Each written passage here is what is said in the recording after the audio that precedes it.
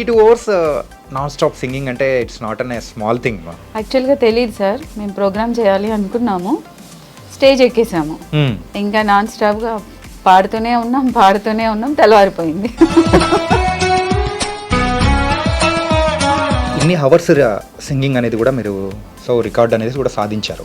So next దాన్ని beat చేసే విధంగా ఏమన్నా నెక్స్ట్ ట్రై చేస్తున్నారా? 2025లో 45 అవర్స్ చేయాలి అని. ఈ సింగింగ్ అని ఒక ప్రొఫెషన్గా మీరు తీసుకోవడానికి గల మెయిన్ రీజన్ ఏంటి? యాక్చువల్గా నేను ప్రొఫెషన్గా తీసుకోలేదండి దీన్ని. ఇప్పటివరకు టోటల్గా ఎన్ని ఈవెంట్స్ చేసి ఉంటారు? నేను సింగింగ్ ప్రస్థానం నాది ఒక 1.5 years సార్, అంతే. ఇంకా అప్పటి నుంచి ఒక స్టేజ్ మీద అనౌన్స్ చేశారు, అప్పటి నుంచి నాకు ఖమ్మం జానకి అని బిరుదు వచ్చేసాను. వేణువై వచ్చాను భువనానికి, గాలినై పోతాను గగనానికి. Hi guys, welcome to I dream. నేను మీ చాణక్య. అండ్ 32 అవర్స్ నాన్ స్టాప్గా సింగింగ్ అనేది ఎక్కడైనా విన్నారా? అసలు అంతసేపు పాడుతూనే ఉంటారా? తెలుసా? పాడారు. ఆవిడ ఎవరో కాదు, మన మాలతి నాయుడు గారు. మరి ఆవిడ ఆ గొప్ప అరుదైన రికార్డ్ అనేది కూడా సాధించి మరి పాటలను కూడా ఎంతో అద్భుతంగా పాడుతూ మనందరినీ కూడా ఎంటర్టైన్ చేస్తున్న మాలతి నాయుడు గారు ఇప్పుడు మనతో పాటు ఉన్నారు. అసలు ఆ 32 అవర్స్ మరి నాన్ స్టాప్ సింగింగ్ అనేది కూడా ఎలా చేశారు, అది ఎలా సాధ్యమైంది, అండ్ దాని ద్వారా వచ్చిన రికగ్నేషన్ ఏంటి, ఇలాంటివన్నీ బోల్డ్ అనే విషయాలు కూడా ఆవిడతో మాట్లాడదాం. ఆవిడ వచ్చేసారు. హాయ్ మ్యామ్, నమస్తే. నమస్తే సార్, ఎలా ఉన్నారు? I'm fine, thank you. Thank you so much. మీరు ఖమ్మంలో ఉంటారు, మేము ఒక్క కాల్ చేయగానే మీరు రావడం నిజంగా థ్యాంక్ యూ సో మచ్.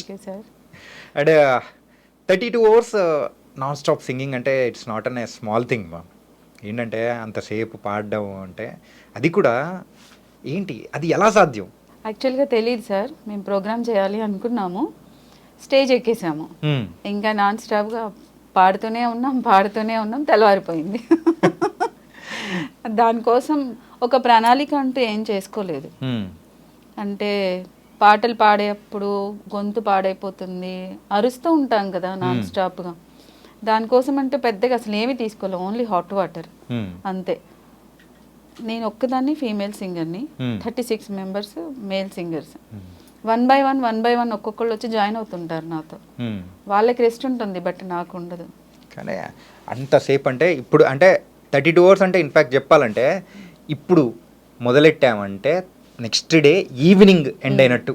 అవును అమ్మా, అసలు మేల్కోవడానికే మనకు తూగుతూ ఉంటాం, నిద్ర వస్తూ ఉండదు.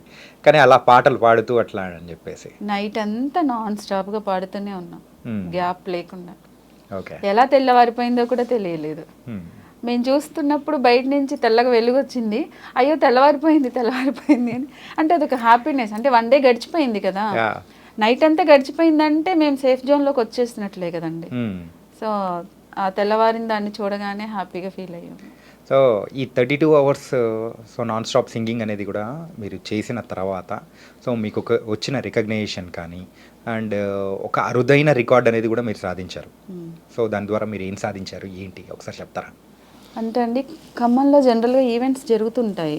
భక్తి రామదాసి కళాక్షేత్రం అనేది ఒక కళాక్షేత్రం, అందులో అందరూ ఈవెంట్స్ చేసుకోవచ్చు, అంటే కల్చరల్ యాక్టివిటీస్ ఏవైనా సరే అందులో జరుగుతాయి.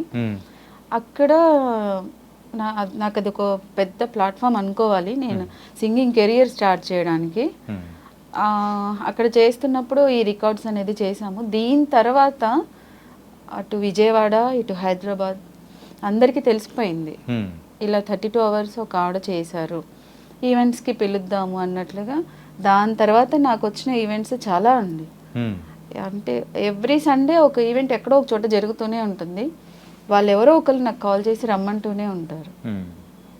ఈ సింగింగ్ అని ఒక ప్రొఫెషన్గా మీరు తీసుకోవడానికి గల మెయిన్ రీజన్ ఏంటి? యాక్చువల్గా నేను ప్రొఫెషన్గా తీసుకోలేదండి దీన్ని. ఇది ఏదో బాత్రూమ్ సింగర్స్ అంటారు కదా, అలా సింగింగ్ స్టార్ట్ చేశాను.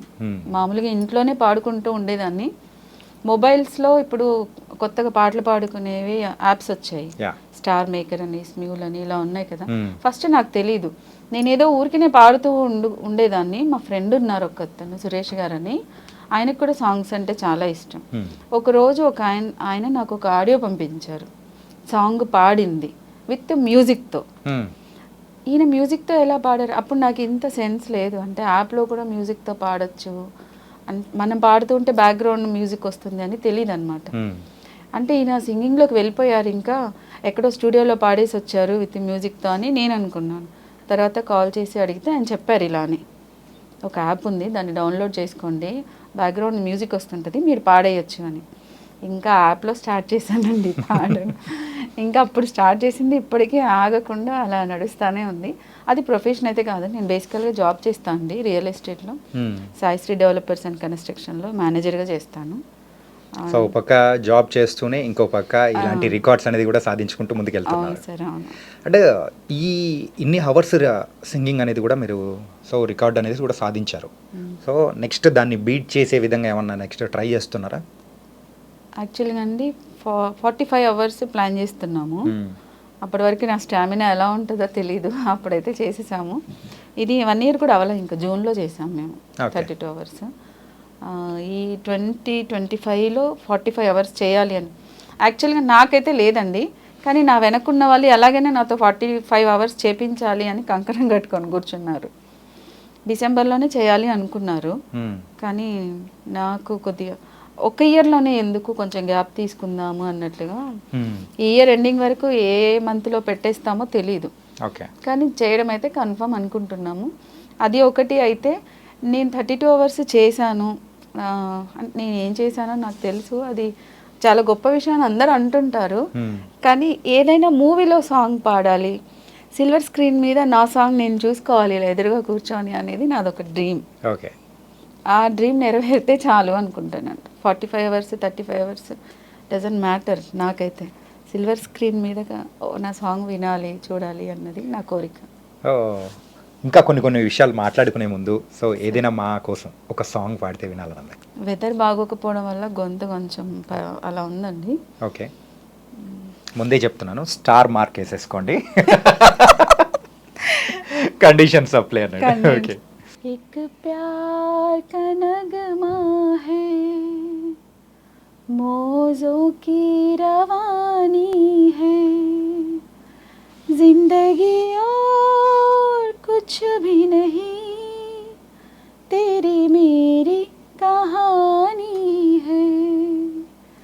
एक प्यार का नगमा है, मौजों की रवानी है, जिंदगी और कुछ भी नहीं, तेरी मेरी कहानी है, एक प्यार का नगमा है.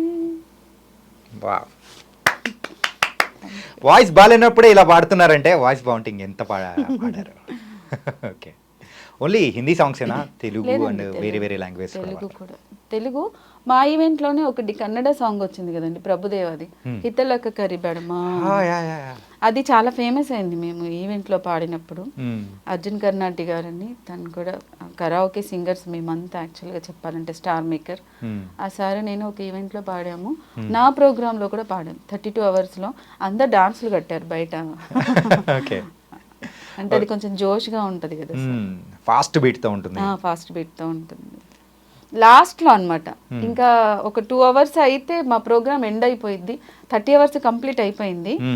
ఆ గ్యాప్లో అన్ని ఫాస్ట్ బీట్ సాంగ్స్, అప్పటిదాకా నడిచిందంతా ఒక టైప్ అయితే, ఆ లాస్ట్ 1.5 అవర్ మాత్రం ఫుల్ ఫాస్ట్ బీట్లో పాడేసాం అన్ని సాంగ్స్, ఫుల్ జోష్. ఓకే. అండ్ ఫస్ట్ చేసేటప్పుడు, ఈ ప్రయత్నం అనేది చేసేటప్పుడు మీరు ఇన్ని హవర్స్ అని అనుకున్నారా, లేకపోతే ఎంతసేపు వెళ్తే అరే అంతసేపు సాగని అని అనుకున్నారా? లేదండి, నాకంటే ముందు నాగశ్రీ గారని ఆవిడ కూడా సింగర్, ఆవిడ 30 అవర్స్ చేశారు. ఓకే.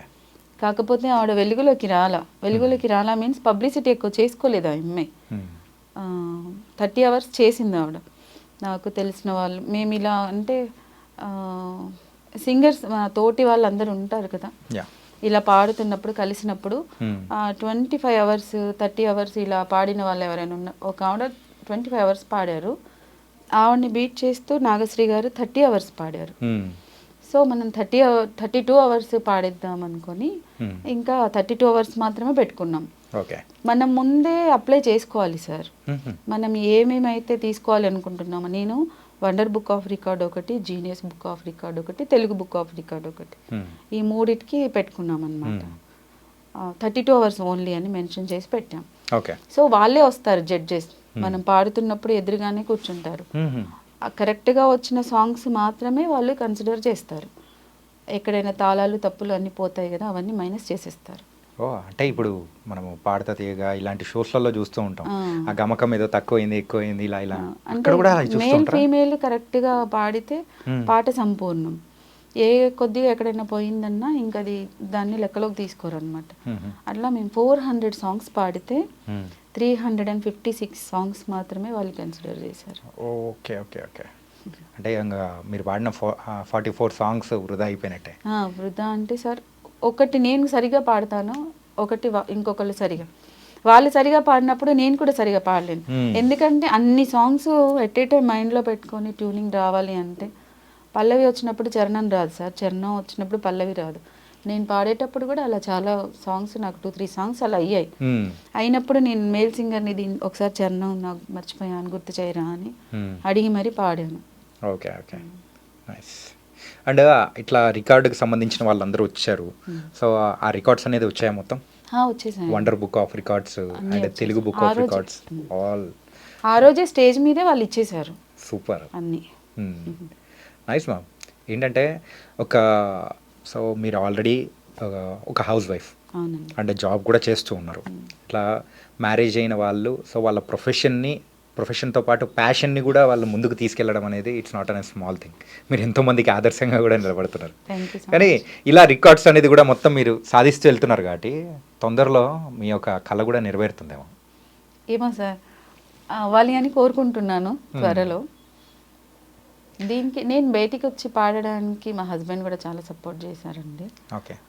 చెప్పాను కదా, ఆయన యాక్టర్గా ఉన్నారు, టీవీ సీరియల్స్ అండ్ మూవీస్లో బిజీగా ఉంటారు కొంచెం. ఓకే. అంటే ఒక షెడ్యూల్ వాళ్ళు 15 డేస్కి సైన్ చేస్తే, మీకు తెలియంది కాదనుకోండి, 15 డేస్కి సైన్ చేస్తే 15 డేస్ అక్కడే ఉండాలి కదా. సో అట్లా సీరియల్స్ విషయంలో అయితే మంత్లీలో ఒక 15 డేస్, అది సెకండ్ ఆర్ ఫోర్త్ వీక్ కానీ ఫస్ట్ ఆర్ థర్డ్ వీక్ కానీ ఇట్లా అన్నా ఉంటుంది, లేకపోతే కంప్లీట్ ఒక స్ట్రెచ్ అన్నా ఉంటుంది అనమాట. 15 డేస్ కంపల్సరీ సైన్ చేసేస్తున్నారు. ఓకే. సో ఆ 15 డేస్ ఒక రోజు ఉన్నా లేకపోయినా కంపల్సరీ సెట్లో ఉండాల్సిందేనండి. సో అట్లా బిజీగా ఉంటారు. ఎక్కడికి వెళ్ళినా నేనే వెళ్తుంటాను ఈవెంట్స్కి. విజయవాడ, హైదరాబాద్, గుంటూరు, ఒంగోలు, నెల్లూరు. ఇప్పటి వరకు టోటల్గా ఎన్ని ఈవెంట్స్ చేసి ఉంటారు? ఒక 30 దాకా వెళ్ళుంటాను సార్. 30. నేను సింగింగ్ ప్రస్థానం నాది ఒక 1.5 years సార్, అంతే, ఎక్కువ కూడా అవ్వాల. ఓకే. నేను సింగింగ్లోకి వచ్చిన వితిన్ 6 monthsలోనే 32 hours చేసేసాను మేము. సచిన్ టెండూల్కర్ 18 yearsకే సెంచరీ కొట్టాడంట. అట్లా మీరు వచ్చిన వెంటనే రికార్డుల మీద రికార్డులు కొట్టేస్తూ ఉన్నారు. అంటే నాకు సపోర్ట్ చేసిన వాళ్ళు అలా ఉన్నారు సార్, బ్యాక్ అండి. నన్ను ఎంకరేజ్ చేసిన వాళ్ళు, సపోర్ట్ చేసిన వాళ్ళు, మీరు చేయగలుగుతారు, మీరు చేయగలుగుతారు, మీరు పాడగలుగుతారు. బేసికల్గా నాకు పాటలు అంటే పిచ్చి, ప్రాణం అంటారు చూసారా, అలా అనమాట. ఎంత దూరం ఈవెంట్ ఉందన్నా నేను వెళ్ళిపోతాను. అందులో 1-2 సాంగ్స్ పాడినా చాలు, అమ్మయ్య పాడాము వచ్చాము అన్న ఫీల్ ఉంటుంది అనమాట. మ్యారేజ్కి ముందు సో సింగింగ్ ప్రొఫెషన్లోకి రావాలని కానీ అట్లా ఎప్పుడు అనిపించలేదా మీకు? లేదండి. సో కంప్లీట్ పాడుకునే వాళ్ళం తప్పితే స్కూల్లో, ఆ తర్వాత కాలేజెస్లో పాడాము అంతే. కానీ ఇలా బయటికి వస్తాము, ఇలా పాడతాము, ఇలాంటిది ఒకటి ఉంటుంది అన్న అంత ఐడియా కూడా అప్పుడు లేదు అసలు. అసలు సినిమాలలో పాడాలి అంటే ఆ రేంజే వేరు. సినిమాలలో పాడడానికి మనం వెళ్తామా, అంత టాలెంట్ ఉందా మనకి అన్న డౌట్. ఇలా కూడా వస్తామని అసలు ఎప్పుడు ఊహించలేదండి. ఈ 1 yearలోనే ఇదంతా జరిగిపోయింది. మరి ఇప్పుడు చెప్పండి, సినిమాల్లో పాడేంత టాలెంట్ మీ దగ్గర ఉందనుకుంటున్నారా? ఉంది అని నేను అనుకుంటున్నాను సార్. అవకాశం వస్తే తప్పకుండా పాడతాను.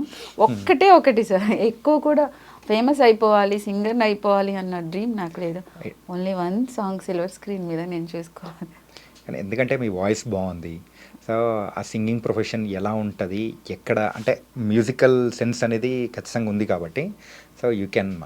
ఈవెంట్కి వెళ్తాం కదా సార్, వెళ్ళినప్పుడు ఆ ఈవెంట్లో 15 songs, 20 songs, 10 దగ్గర నుంచి ఎబోనే పాడుతాను తప్పితే 1-2 పాడి ఎప్పుడు రాలా అసలు. అండ్ స్పెషల్గా నేను ఏ ఈవెంట్కి వెళ్ళినా అంటే నేను కొంచెం బాగా పాడతానో ఏమో మరి. అందరూ మాలతి గారితో ఒక సాంగ్, మాలతి గారితో ఒక సాంగ్ అని అడుగుతుంటారు. ఇలా అడుగుతున్నారని చెప్పి కొంతమంది ఏం చేశారంటే అసలు మాలతి గారితోనే స్పెషల్ ఈవెంట్ పెట్టేద్దాం అని చెప్పి మాలతితో మధుర యుగల గీతాలు అని ఒక సీజన్ 1 స్టార్ట్ చేశారు. ఓకే. విజయవంతంగా 3 సీజన్లు కంప్లీట్ అయిపోయాయి ఇప్పటికీ. సీజను ఏదైతే మీరు చెప్పారో సో ఇదంతా కంప్లీట్ ఖమ్మంలోనేనా? లేదు సార్, 2 సీజన్స్ విజయవాడలో అయ్యాయి, 3వ సీజన్ ఇక్కడ హైదరాబాద్ మణికొండలో అయింది. Okay okay, nice. ఇంకా 4th సీజన్ ఎక్కడైనా ఉందంటే చెప్పండి, మేము కూడా వచ్చేస్తాం, మా వాళ్ళకి కూడా చెప్తాం. సీజన్ ఒంగోలు అనుకుంటున్నారు, ఓకే, తెలిస్తే తప్పకుండా చెప్తాను సార్. నైస్. అండ్ మీరు పాటల రాక్షసిలా ఉన్నారు కాబట్టి ఒక తెలుగు సాంగ్ మా కోసం. వేణువై వచ్చాను భువనానికి, గాలినై పోతాను గగనానికి. వేణువై వచ్చాను భువనానికి, గాలినై పోతాను గగనానికి. మమతలన్నీ మౌన గీతం, వాంఛలన్నీ వాయులీనం. వేణువై వచ్చాను భువనానికి, గాలినై పోతాను గగనానికి. ఏడు కొండలకైన బండ తానొక్కటే, 7 జన్మల తీపి ఈ బంధమే. నీ కంటిలో నలుక, నీ నంతిని గనుక, నేననుకుంటే అది చీకటి. హరి హరి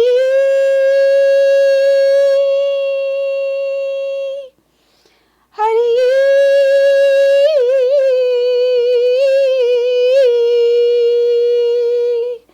రాయినై ఉన్నాను ఈనాటికి, రామపాదము రాక ఈనాటికి. వేణువై వచ్చాను భువనానికి, గాలినై పోతాను గగనానికి. గాలినై పోతాను గగనానికి. సూపర్ మా, ఎంత ఇటువంటి తీసుకెళ్ళాలి. వావ్, నిజంగా సూపర్ అనిపించారు. Thank you. మీరు దీనికి సంబంధించి ఏమైనా కానీ సంగీత క్లాసెస్ అండ్ ఎవరి దగ్గర నేర్చుకోవడం కానీ ఇలాంటివి ఏమైనా చేశారా? లేదు సార్. మరి ఇలా హై పిచ్లోకి వెళ్ళాలి ఇలాంటివన్నీ ఎట్లా ప్రాక్టీస్ చేశారు మీరు? గాడ్ గిఫ్ట్ అనుకోవాలి, బై బర్త్ అనుకోవాలి. యాక్చువల్గా సాంగ్స్ గురించి నాకు తెలీదు. ఇలా హై పిచ్ వెళ్ళాలి, డౌన్లో వెళ్ళాలి, ఈ గమకాలు సరిగమలు అసలు ఇవేవి నాకు తెలియదు. ఒక సాంగ్ విన్నామా, దాన్ని పాడామా అంతే. విని పాడడం వరకే, అది ఎలా ఉందో అలా విని పాడడం వరకే, కానీ ఇందులో ఇలా అలా వెళ్ళాలి ఇలా వెళ్ళాలి అసలు ఇవేమీ తెలియదు. కాకపోతే సంగీతం నేర్చుకోవాలి అనుకుంటున్నాను, నేర్చుకుంటాను, క్లాస్కి వెళ్ళాలి అనుకుంటున్నాను.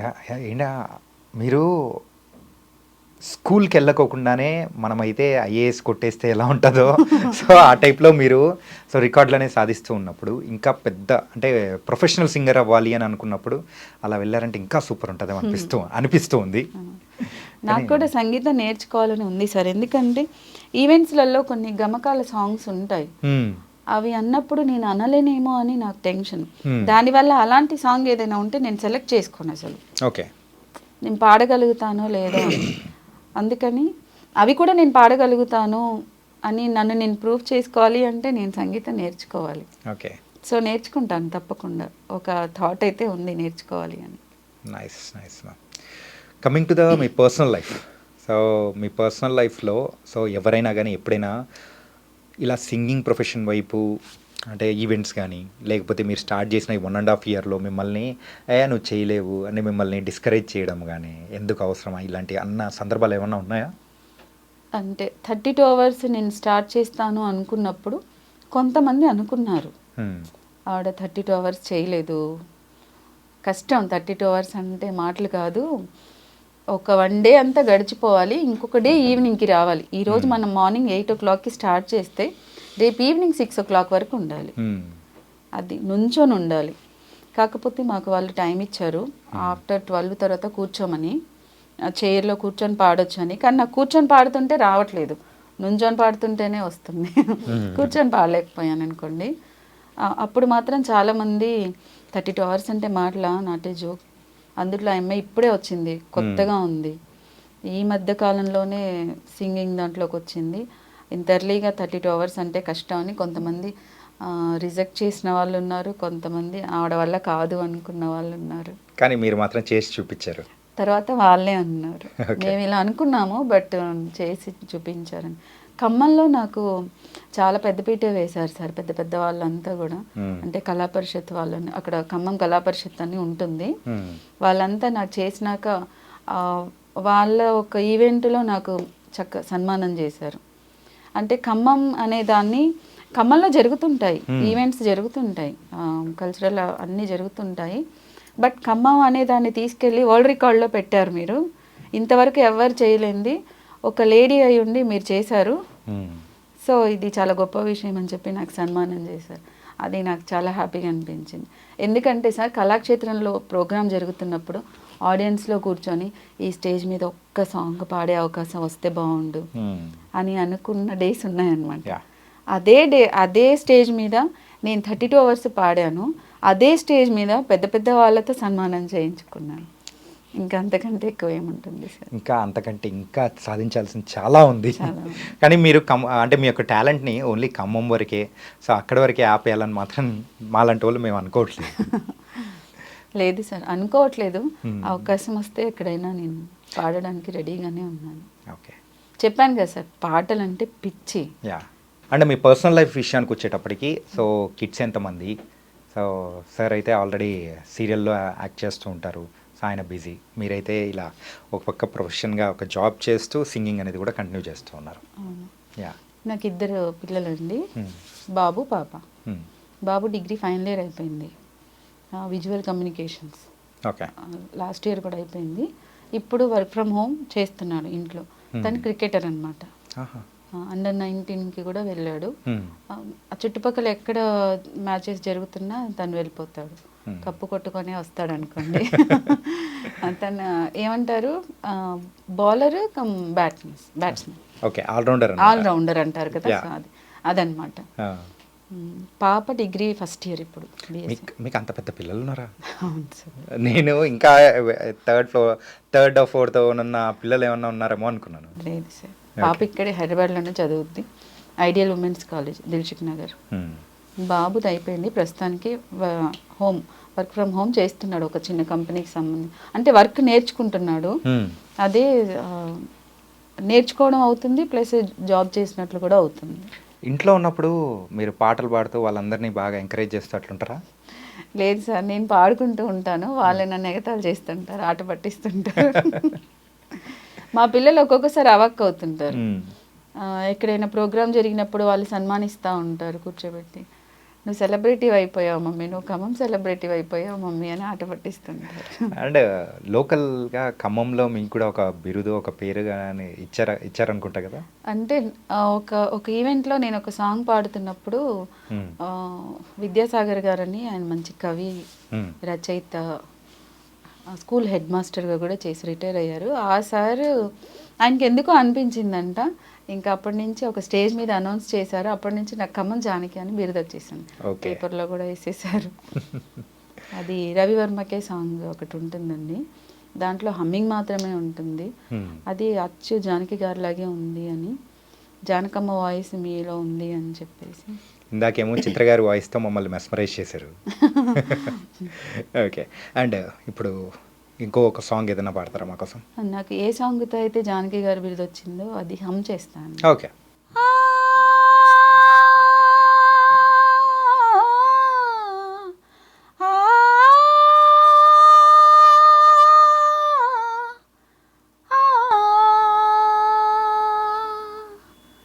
ఇది రవివర్మకి అందని సాంగ్ అని ఉంటుంది.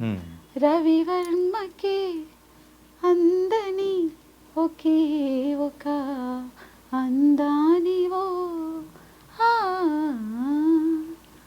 మీరు వినే ఉంటారు. యా రవి చూడని పాడని నవ్యరాగానివో రవివర్మకి ఆ అందని ఆ ఒకే ఒక అందానివో. ఈ సాంగ్కి ఈ హమ్ ఉంటుందన్నమాట. సో అది పాడినప్పుడు అలా జానకి గారి వాయిస్ ఉంది అని చెప్పి వావ్ ఖమ్మంలో. సూపర్ మా. Thank you sir. అంటే ఇప్పుడు ప్రజెంట్ జనరేషన్లో అయితే ఎక్కువగా సింగర్స్ కానీ ఎవరైనా టాలెంట్ ఉన్న వాళ్ళు సో యూట్యూబ్లో కొన్ని ఛానల్స్ పెట్టుకొని వాళ్ళ టాలెంట్ని చూపించడం కానీ ఒక ప్రైవేట్ ఆల్బమ్ సాంగ్స్ ఇట్లా చేయడం కానీ ఇలాంటివన్నీ చేస్తూ వస్తున్నారు. సో మీరు అలాంటివి ఏమైనా చేశారా? లేదండి, చేయలేదా? అందరు చెప్తుంటారు యూట్యూబ్లో అప్లోడ్ చేయండి మేడం సాంగ్స్, లేకపోతే ఇన్స్టాలో పెట్టండి, ఫాలోవర్స్ పెరుగుతారు, పబ్లిసిటీ పెరుగుద్ది అని. బేసికల్గా నాకు అంత టైం ఉండట్లేదు. అది చేయడం కూడా మా పిల్లలతో కొంచెం చెప్పి చేయించుకోవాలి నేను. అంతే, ఫోన్ నాలెడ్జ్ అంతగా లేదనమాట. ఓకే. సో దానివల్ల నేను ఆగిపోతున్నాను. మీ పిల్లలు కనిపించారండి సార్, గట్టిగా చెప్తాను మ్యామ్. క్రికెటర్ అయినా కానీ బ్యాట్ పట్టుకొని మరి నేను చెప్తాను అనమాట, మీ మమ్మీ దగ్గర బోల్డ్ ఎంత టాలెంట్ ఉంది, ఎంకరేజ్ చేయండి అని చెప్పేసి చేస్తూనే ఉంటారు సార్ పిల్లలు. నైస్. మా ఫ్యామిలీలో కూడా అందరు నేను ఏదైనా పోస్ట్ గ్రూప్స్ ఉంటాయి కదా, ఫ్యామిలీ గ్రూప్స్, వాటిలో ఏదైనా సాంగ్ పెట్టినా లేకపోతే ఇంకెక్కడైనా ఏదైనా ఈవెంట్ జరిగినప్పటిది అది అకేషన్ పెట్టినా వాళ్ళందరూ కూడా అవాక్ అవుతుంటారు.